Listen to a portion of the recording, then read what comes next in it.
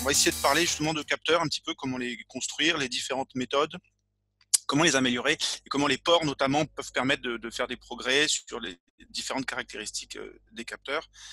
Donc, je suis Cédric Bassière, directeur de recherche au CNRS. Je dirige le groupe matériaux hybrides et procédés au sein du laboratoire chimie de la matière condensée. Et donc, nos compétences à nous sont vraiment les constructions des matériaux sous forme de couches, de films, de poudre, notamment de couches sensibles. Et donc, on a évidemment quelques activités qui ont été reportées dans les capteurs. Donc, je vais essayer de partager avec vous voilà, les différents aspects et comment on peut essayer d'améliorer les capteurs sous différents aspects.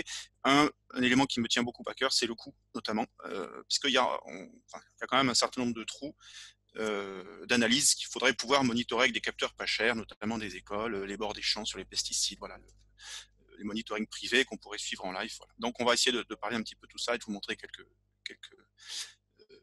types d'approches. Alors, donc pourquoi des trous? D'abord, on va en parler très brièvement. Je vais ensuite vous parler de des méthodes que l'on utilise pour fabriquer des couches sensibles à base de trous. Ça va être très rapide.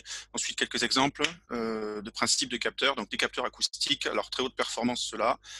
Des capteurs optiques et puis quelques travaux qu'on fait depuis un moment sur essayer vraiment d'abaisser drastiquement le coût des capteurs pour pouvoir suivre des pollutions qui peuvent être très dispersées.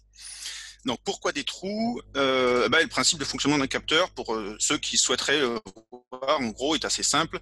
Vous avez deux catégories de capteurs, des capteurs chimiques ou des capteurs physiques. Donc soit vous cherchez à voir des températures, des pressions ou des molécules, des particules, voilà.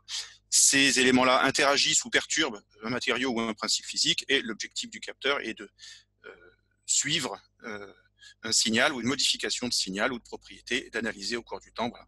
Donc on fait une traduction et puis on fait une analyse du signal derrière. Et donc, on peut essayer, pour améliorer le capteur, d'améliorer les différents aspects de cette chaîne-là.